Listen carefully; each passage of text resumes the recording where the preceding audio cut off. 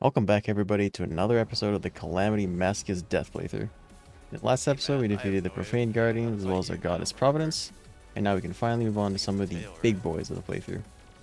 In this episode I want to get done all of the Sentinels of the Devourer, Poltergeist, as well as Old Duke, but I don't know if my time frame will allow it, so I guess we'll have to see. There's a lot to cover in this episode, so let's jump right into it. So now that we beat Providence, we need to turn this up another 100% HP. Great. So now at 300% HP boost. That's awesome. How much HP is Cygnus gonna have? 3 mil? So I'm basically fighting Yeren. That's a W.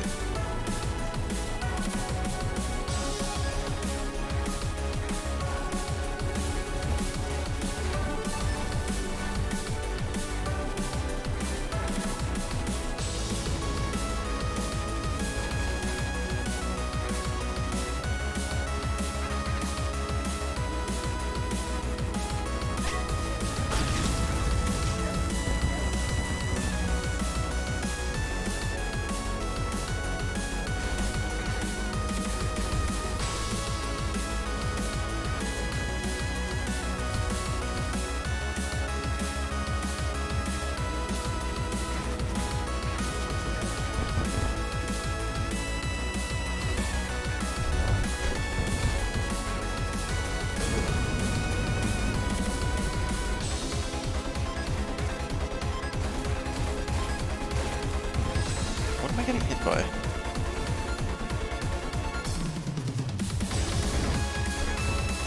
Okay, well I can't dodge you if you're gonna sit inside of me, friend. Doesn't work that way.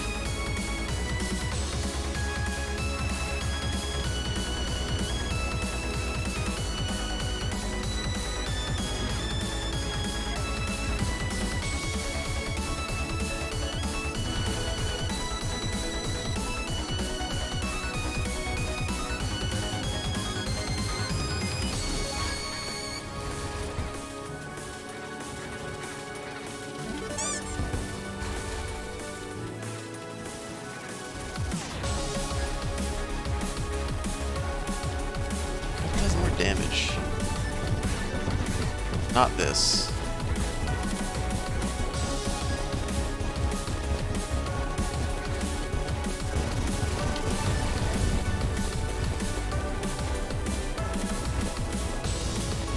Also not this.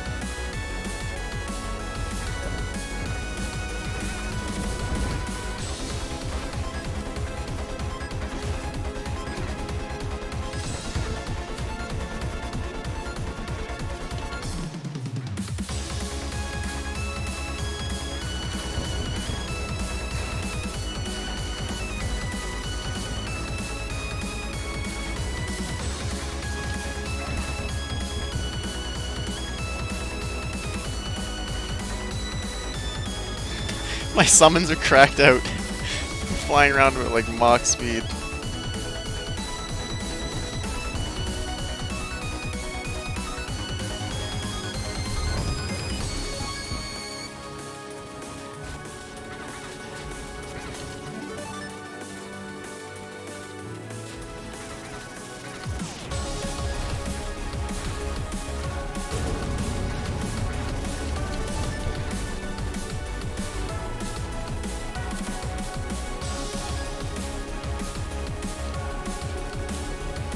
In hindsight, it's probably not a good idea to give Stormweaver another 100% HP to deal with.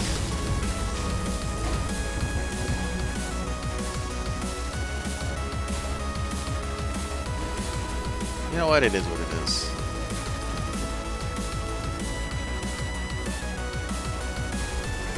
Just spamming the same attack or what?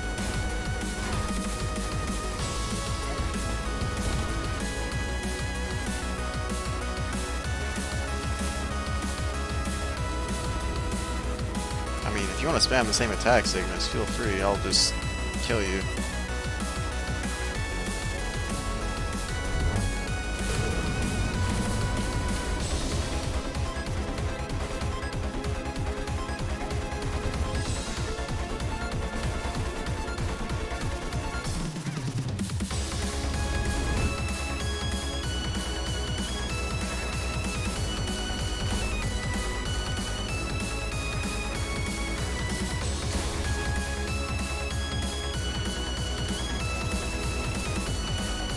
Yeah, it's just too easy.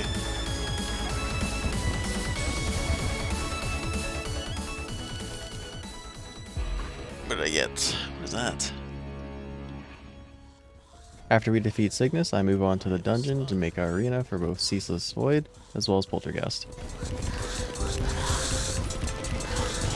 Oh, that's 5 million HP. That's litty.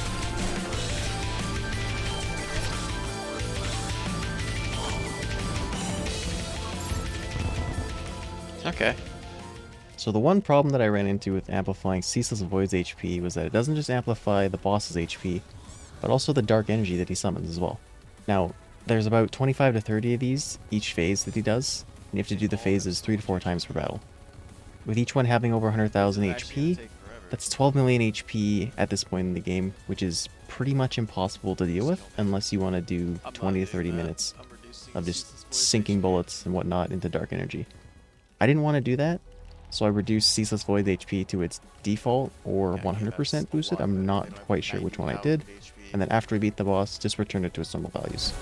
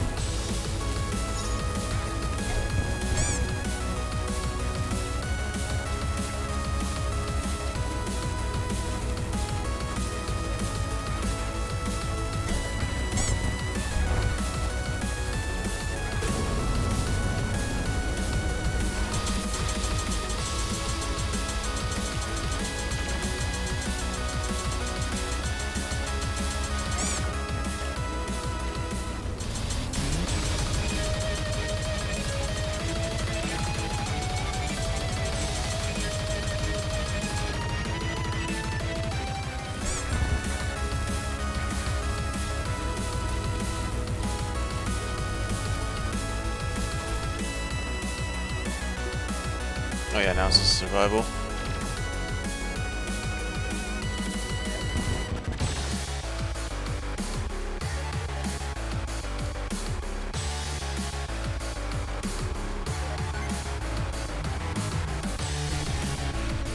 Got him. Look at the plushie. Nice. Now, normally I would never skip any part of a boss fight to give you guys the full fight and the full experience. However, because Ceaseless Void is kind of just hitting Dark Plasma 4 times in a row with no real differentiation between the phases, I decided to save you guys some time and just cut between them.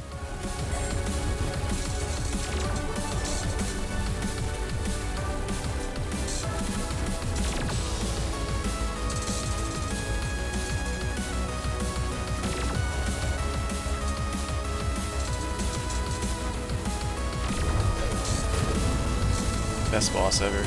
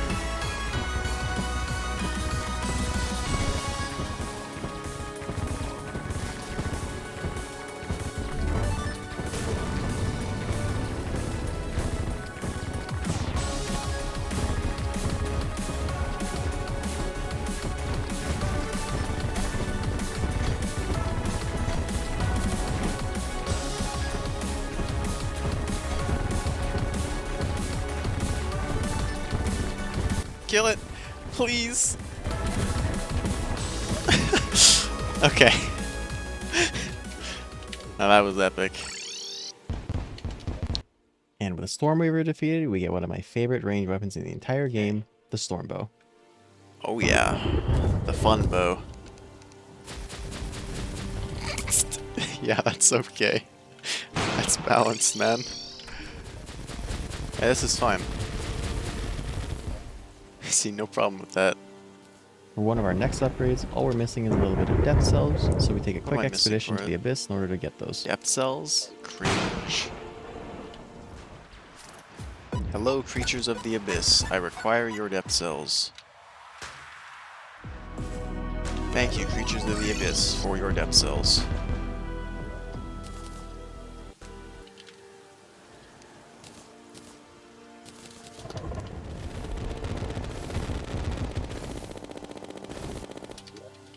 It's pretty good.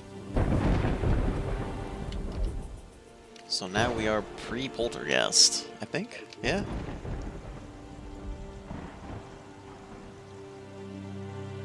Yeah. Alright. So, the next boss up on the list is Poltergeist. And with Poltergeist, let's just say with all the Calamity health boosts that we're going to have going for the bosses, it's going to be just a little bit too I tanky. can't do it. I lied. Polterghast. Wait. Wrong footage. Cut. Hold on. How much HP should it have? 600%, huh? Okay. Okay. That's fun. 6 million HP Poltergeist. I'm sure this will be like not a slog, right?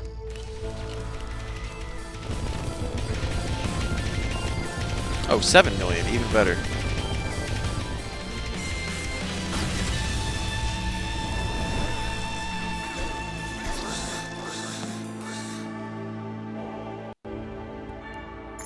Yeah, that is not worth it. It's at this point in the playthrough where I decide to ditch the idea of boosting the HP of bosses by 100% for every defeat up until the cap, to just doing double HP bosses. At the time, I thought this was going to ruin the progression of the game because the bosses are going to be too easy to kill, yada yada, you know how it is. But I'm really glad I stuck through it to the end, because if I had to fight exomechs that had 30 million HP each, exomechs would be an hour-long video all by itself. So I decided to change the HPs to double for the remainder of the series, so I hope that's okay with you guys.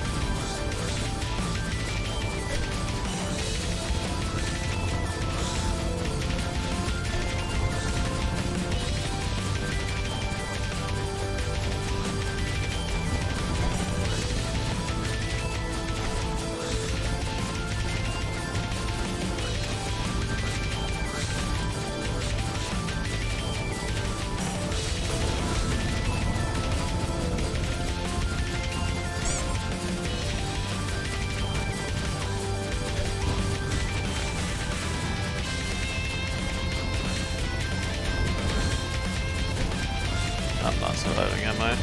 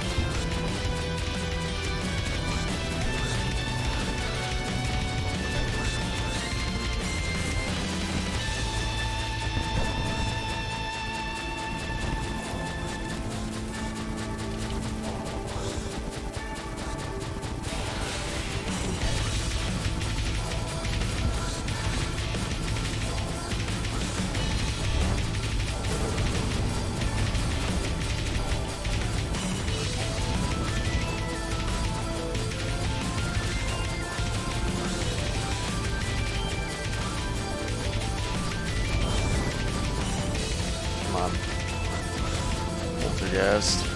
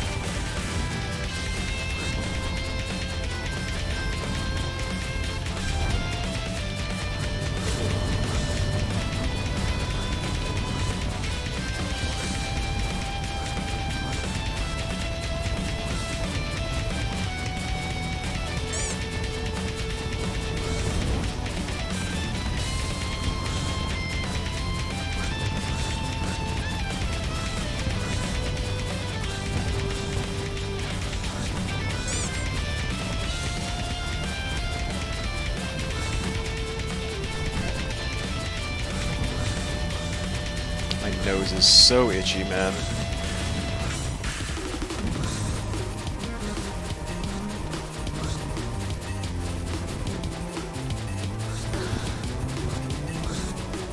Okay. Awesome. Okay. We didn't get the ranged weapon. Dude, I think we got everything except the ranged weapon. And the magic and rogue, but bro, that sucks. Now, there's a really good ranged weapon now that we have access to Ruinous Souls that I wanted to craft called the Monsoon. Craft it, we needed a Tsunami. Now, I didn't realize this up until editing, actually, that I didn't actually show you guys any Duke Fishron fights. So, I'm going to show you this fight, and you're going to have to keep in mind, this fight is well into post-Moonlord progression with gear, mobility, whatnot. Imagine having to do this pre-Moonlord. If I remember correctly, my first defeat was right before we beat Bumbleburb. So...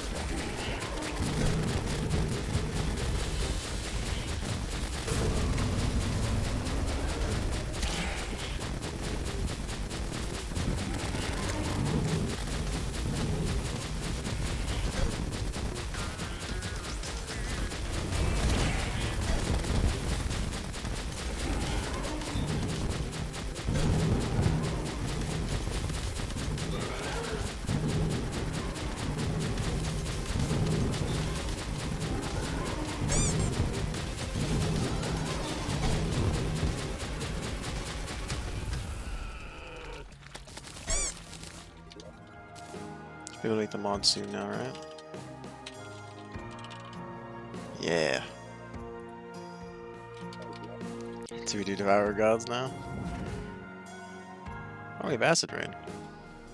Acid Rain time. Those are so fast. What? Bro. What?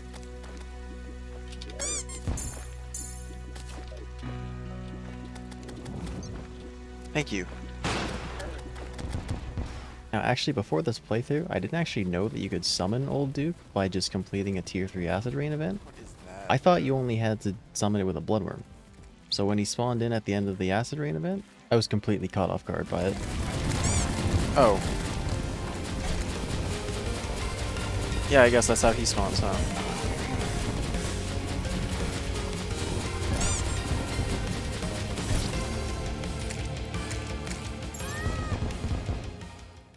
However, just because he can spawn after you complete an Acid Rain event, doesn't mean that's how we're going to spawn him every single time. So we head back to the Shallows of the Abyss to look for a Bloodworm, and once we do find one, we can just buy one over and over from mutants as long as we have one. Oh, okay. Well, that was a lot faster than I was expecting it to be.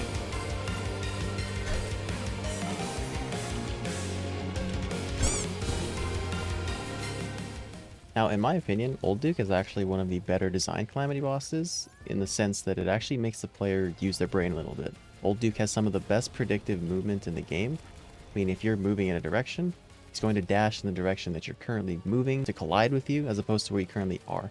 You could argue that, yeah, well, if you know that he's going to do that, you can just change your direction last second and dodge him easy peasy. And I agree with you. However, it still forces you to use your brain a little bit and keep in mind that it actually happens. Yep. Is it intended? Probably not.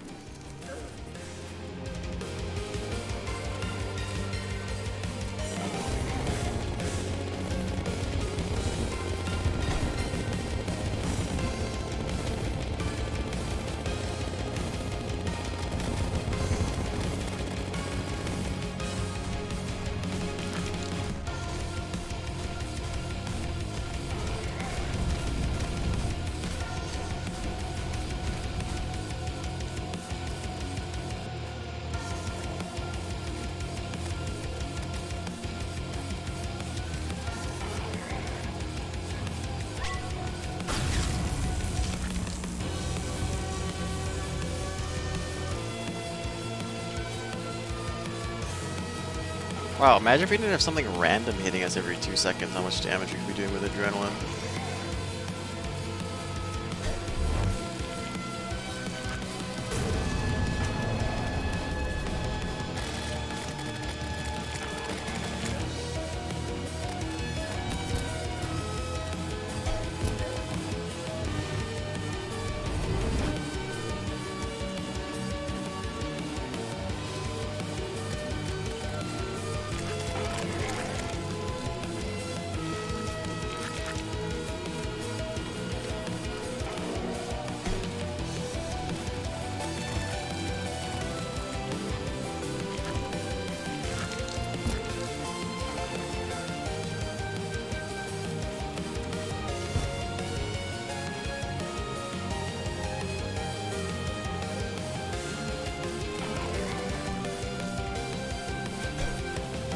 Crazy.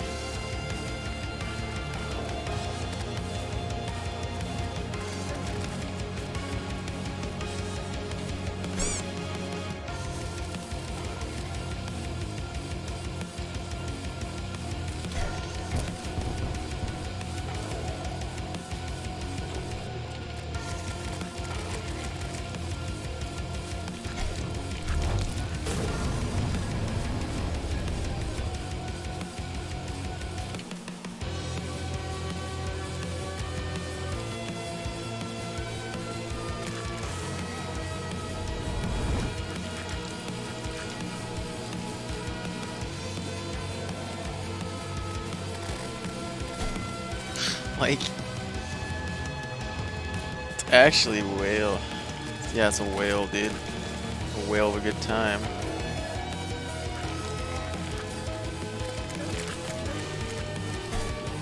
That's awesome.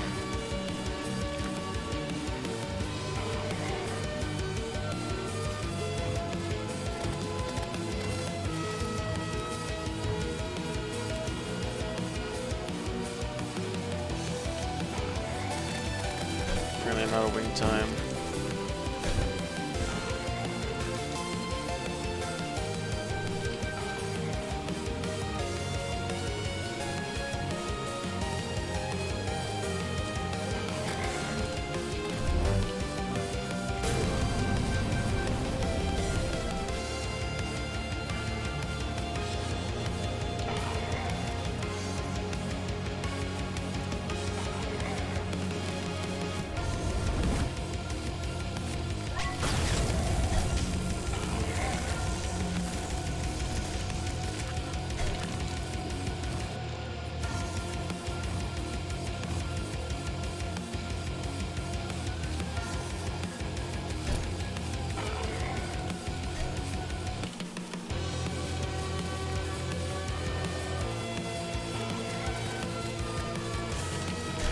Yeah. Whoa, bro. That's crazy.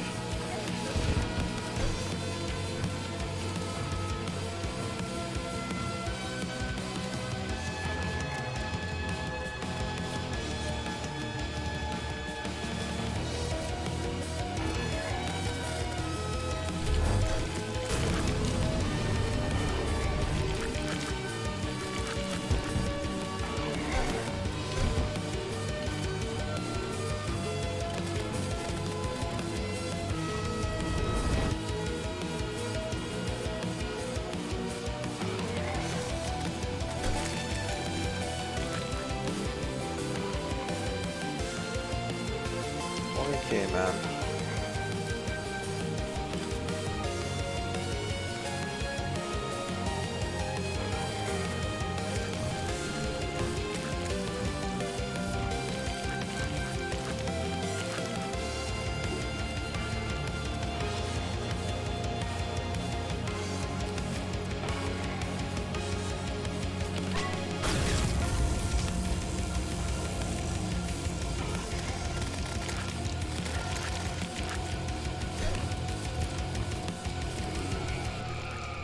Oh, that was so much more tedious than it had to be. The one attack where he shoots mines at you that explode into the toxic gas clouds and then just into 8 spikes hits you twice. It's really dumb. After defeating Old Duke, we get 2 extremely good weapons, both a minigun as well as a harpoon launcher that shoots out bacterial clumps as the projectile travels. That definitely replaces the Sea Dragon. Well, Devourer of God's time. Well, we set out to accomplish everything we wanted to do in this episode. It's a little bit longer than I would have liked it to be. The content is there, and that's what matters. Dying. For the remaining episodes, I'm going to try my very best to get them out 1 week apart from each other. Bro. So hopefully by the 24th, the next one should be out. If not, I'm really sorry. I'm trying my best, guys. So thank you guys so much for watching. Thank you guys so much for the continued support you've been giving me. It really means the world to me. We're almost at 300 subscribers now, which is stupid crazy for me. Thank you guys so much. I will see you all in the next one. Take care out there, guys.